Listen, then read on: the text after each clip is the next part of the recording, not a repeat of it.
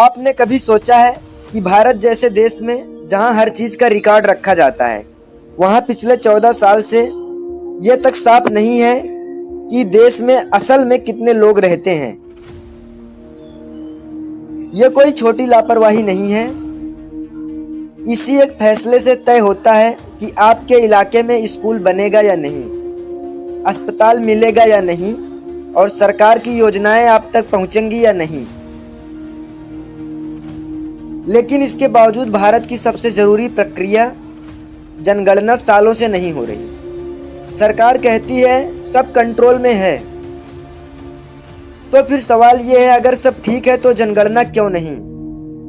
और अगर जनगणना हो गई तो ऐसा क्या सामने आ सकता है जो किसी को पसंद नहीं आएगा? आज इस वीडियो में हम शोर नहीं करेंगे, हम समझेंगे कि भारत में जनगणना क्यों टल रही है, किसे फायदा है और इसका नुकसान सीधे आपको कैसे हो रहा है। भारत में हर 10 साल में एक बहुत जरूरी प्रक्रिया होती है, जनगणना। आखिरी बार पूरी जनगणना 2011 में हुई थी। इसके बाद 2021 में नई जनगणना होनी थी, लेकिन आज कई साल बीत जाने के बाद भी ये शुरू नहीं हुई। कोरोना खत्म हो चुका है, देश सामान्य स्थिति में है, फिर भी जनगणना टलती जा रही है।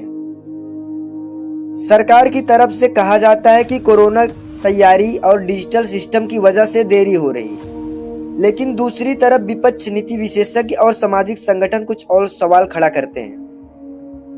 उनका कहना है कि मौजूदा सरकार जनगणना इसलिए टाल रही है क्योंकि नए आंकड़े राजनीतिक रूप से असुविधाजनक हो सकते हैं।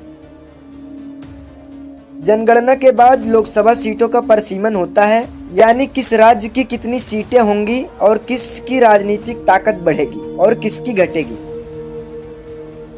आरोप ये लगाया जाता है कि नई जनगणना के बाद कुछ राज्यों को ज्यादा ताकत मिल सकती है और कुछ को नुकसान। एक और बड़ा मुद्दा है जाति आधारित जनगणना। कई राज्य और पार्टियों की मांग है कि जातियों का पूरा डेटा सार्वजनिक किया जाए, लेकिन केंद्र सरकार इस पर साफ सहमति नहीं दिखाती। आलोचकों का कहना है कि अगर असली आंकड़े सामने आए तो नीतियां, आरक्षण और संसाधनों का बंटवारा बदल सकता है। अब जरा पीछे चलते हैं। जब 2011 में जनगणना हुई थी तो उसका सीधा फायदा आम आदमी को मिला था। उसी के डेटा के आधार पर स्कूल की जरूरत तय हुई, स्वास्थ्य केंद्र खुले और गरीबी रेखा तय की गई। उसी जनगणना से यह भी पता चला कि कितने घरों में बिजली नहीं है, पानी नहीं है और शौचालय नहीं है। यानी सरकार के पास देश की एक असली तस्वीर थी। लेकिन आज 10 से 12 साल पुराने आंकड़ों पर नए भारत की योजनाएं बना रहे हैं। शहर फैल चुके हैं, आबादी बढ़ चुकी है, रोजगार बदल चुका है, लेकिन डेटा वही पुराना है।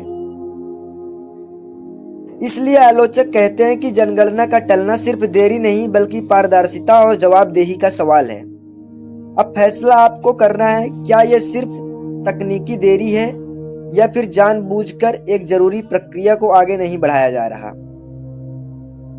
अगर आपको लगता है कि देश से ऐसे जुड़े मुद्दे चिल्लाकर नहीं, समझदारी से बताए जाने चाहिए, तो इस चैनल को सब्सक्राइब करें, क्योंकि यहाँ ना किसी पार्टी का प्रचार ना अंधा विरोध, यहाँ सिर्फ तथ्य और सवाल हैं। धन्यवाद।